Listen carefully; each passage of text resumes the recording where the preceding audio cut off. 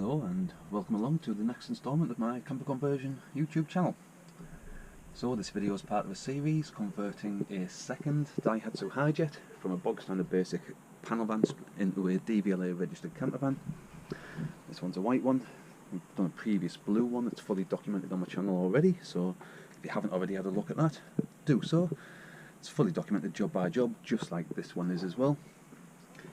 Now I'm rattling along with the conversion of this van. I've pretty much just finished the sofa bed yesterday, so now I need to make the kitchen pod, because that acts as a support for the double bed, where a slides out section rests in between the bed and it sits on the actual kitchen pod. Obviously you still need a kitchen pod building anyway, just to be able to get it registered as a DVLA camper as well. You need water storage and you need some sort of cooking facilities, ideally a 2-burner gas stove or a microwave. Now I always fit gas stoves rather than microwaves, because you're not always going to be able to get on a hook-up site unless that's the only place where you go camping, but I always try and build camper vans that are more for off-grid rather than on-grid, with the option of going on-grid. Makes life a lot much easier. So this is the area where the kitchen pod's going to be going out. It's going to be roughly around about 90 centimetres long, maybe 100, something like that. It's going to be coming out around about 40 centimetres, and it'll probably be about 40-50 centimetres high, something like that. I say there's going to be an extra panel on the front that goes along that the bed mounts on. It's going to be a very similar setup to the previous Hijet that I did, and also a Ford Connect that I've also done as well. Very similar layout to what's in here. As I say, that's pretty much hopefully what it's going to look like. I'm just going to have a different hob on this one, but there should hopefully be another sink, gas storage, water storage, battery storage, and again, as I said, that's where the bed slides out. So hopefully that's roughly what it's going to look like. It's going to be made of different material. I've got some white marble effect type faced material for this one, so that should brighten up the interior a little bit, especially because I've gone with a darker reupholstery on the sofa bed cushions. So I'm going to get all the materials out, all my safety gear on, tools out, start taking some measurements, and I'll document it step by step as we go along and get the full thing built up and installed.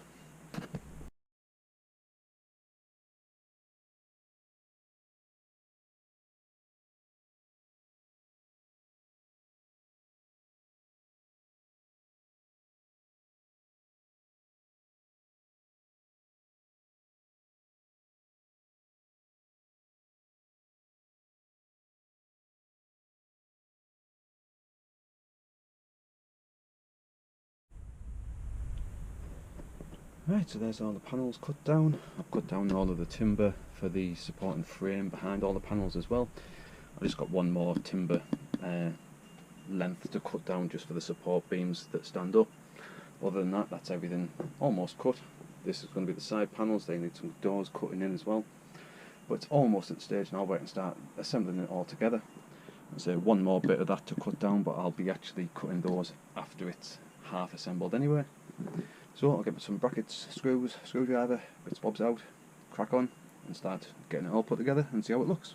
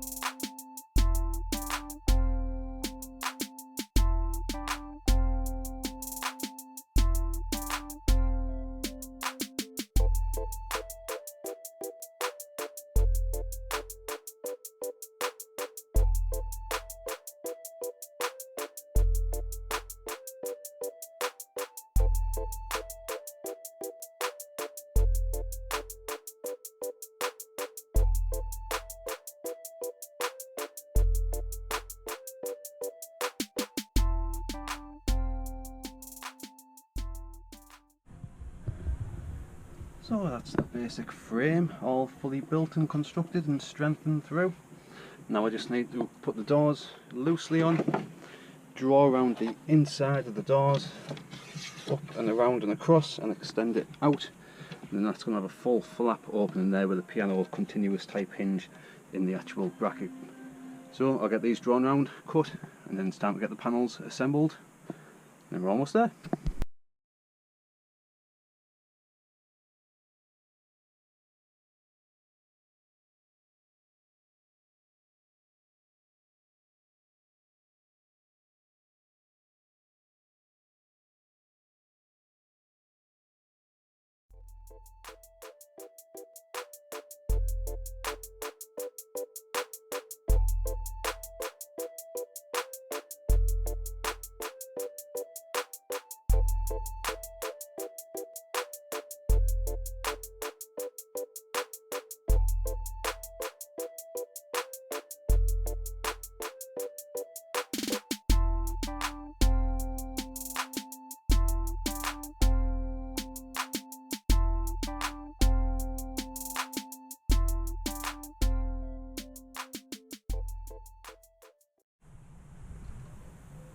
So before I do the final assembly of the cupboard, I'm going to be putting the dropout hole for the gas and the water drainage in as well. It's just so much easier to do so while the front panel's off, rather than having to squeeze through inside the door trying to do it like that. So once the holes are in, then I'll be able to put the front panel on. I've just drove a pilot hole through underneath, just to be sure that it's going to be dropping out somewhere nice, and as you can see there's no obstructions around that, so that's okay to go straight through as the dropout hole for there. I'll do the same for the other side as well, and as you can see I was busy, I've put a nice divider in there as well. That's as tight as it can almost get, really. It's shaking the unit rather than coming out. Took some batting to get that in place, so that should be a nice barrier as well. I'll probably run a bit of sealant going around it as well, just to make sure it's airtight towards the bottom of the unit, so if there were any issues, which there shouldn't be, but if there were, it'll just drop straight out the hole instead. So now that pilot hole's in, time to get that widened out, then I'll be able to get the vent in, do the same on the other side for the drainage. Unit's coming along.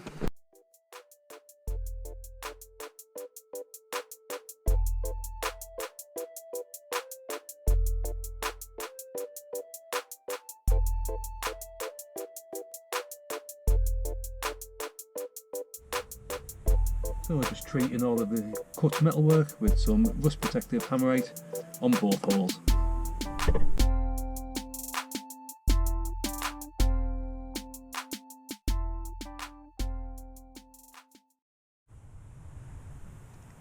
So now everything's mounted onto the worktop, it's now time to actually start screwing it all together.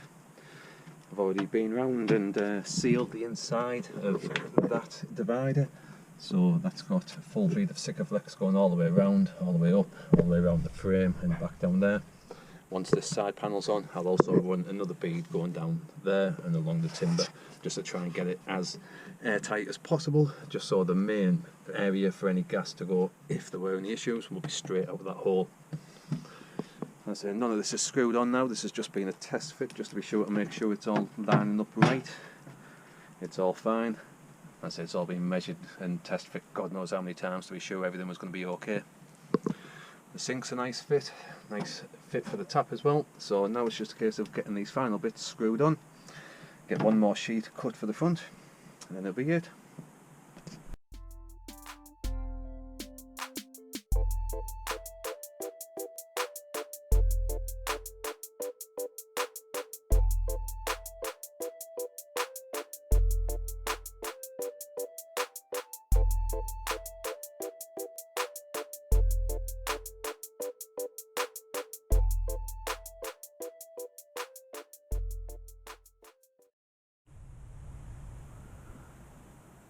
So that's the unit all screwed together now. I'm just about to put the gas bottle inside. I've made the locker big enough so it will actually house a 7 kilo butane or a 6 kilo propane. I'm just warming up the pipe there, just in a little bit of hot water, just to make it a little bit more pliable, just to go over the regulator. I'll put a brand new regulator on as well, again just to be sure. The bottle itself, it's about half full that as well, so we're going to throw that in with the van. So the hob itself's been screwed down to the worktop, so that's not going anywhere. Sink's all been secured, Sikaflexed in, both above and from underneath as well. Tap's all secure, that folds up and down nicely as well. I've still got that to plumb in, so I'll be doing that in a second, as well as the waste. I'm just focusing on the gas side for now. I've put a couple of retainer straps in as well, just so when it's in, it'll be able to be tied against the actual board in there. So there's a couple of straps there. So once it's in, as I say, if there were any issues, there shouldn't be, there should never be any issues, but if there were, because the bottle's going to be stood just on these couple of bits of wood as well, the bottle's always going to be elevated off the floor, off the dropout hole, so that's always going to be the #1 safety priority. And so the bottle itself, it's a bit of a squeeze to be able to get it in, but it does go in. I'll show you it when it's all in. And as I say, it's handy to be able to have a bigger size bottle, just because it's cheaper just to be able to buy the bigger bottles than it is for the smaller ones. It means you can go away for longer without having to worry about running out of gas either. So I'm going to get this back in once that pipe's warmed up, and the unit's just about done. So there we go, there's the kitchen unit, fully finished off now. I've just finished it off with some white edging tape, just going around where there was any of the cut material board, just to make it look that little bit smarter and neater. Going around on both sides, all the way around the edge down there as well. Got handles on both doors. As I say, this side is the gas locker. And there's the bottle, all wired up, fed in with the regulator, with the dropout hole underneath the bottle. And the entire unit's fully sealed in with Sikaflex as well. So that just locks for security more than anything else. It's all wired up to a 2-burner camping gas hob. The only thing left to do really, I'm going to get a little metal kick plate just to put along the back there, just as a little splash guard / heat guard. That's just going to screw straight to the ply, but I'll do that at a later time. I've got an additional plank screwed to the front of the unit. That there is there to support the extension for the bed, because this ply sheet slides out in between the bed frame and it sits on top of there as well, and that gives the extension for the bed.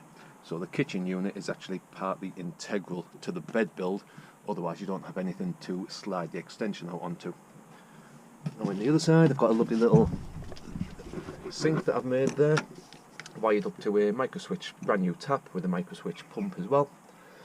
Now this sink I made out of an actual mixing bowl. It's a really good sink though. You can see it's got a full-size strainer kit in the bottom of it, and that drains directly to the external of the van, just so you're not then having to carry any wastewater containers or anything like that.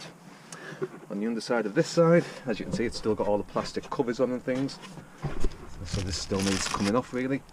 I've fitted a USB / voltmeter USB charger in the door. And then under there, that's where you've got there's going to be battery storage. I'm going to be fitting a leisure battery in there shortly. I've already got all the electrics in place and wired in place ready, including a split charge system. That's where the external drainage goes straight out at the bottom of the floor. As you can see, it's a nice sized cupboard by the time the battery's in there, and I build a little surround for the battery. There's still going to be plenty of storage in there for things like water storage bottle, pots, pans, containers, things like that. So I think it's a nice looking, neat little build. The measure's around about 90 centimetres long, it comes out by 40 centimetres, and it's around about 55 high, something around that. I can't remember the exact dimensions, but roughly around about that size. And as you can see, it just fits in nicely. It gives plenty of space here still to get in and out of the van through the sliding door. No issues in regards to restrictive space or anything. It's a really nice size unit for this size of van, especially for the fact this is a little micro camper van as well. This should do the job perfectly well. As I say, there's full good size sink, 2-burner hob, and I'm soon going to have a table that's going to be mounted to the sliding door. I've just cut the actual table there, I just need a hinge for that I'm going to go out and get that today. But kitchen build wise, that is the actual full unit, fully done, fully built. As I say, I just need a lock for that door as well, just to keep that shut, but it's just a daft tiny little finishing touches that need doing here and there to the van now. Otherwise it's pretty much conversion wise complete. So I hope you found this video useful. If you did, please do give it that good old thumbs up. If you haven't already, have a look at my channel. There's loads of content on there already. I've documented every job I've done to this little Daihatsu Hijet. I've already done a previous Hijet as well. I've documented my VW T4 that's on there. There's also a Ford Connect. There's going to be another VW soon. There's loads of content already on my channel. Plenty more to come. So as I say, give this video a good old thumbs up. Hit the subscribe button if you haven't already. Have a look at my channel for more content. And hopefully I'll see you on the next video of my channel. Thanks for watching. Cheers.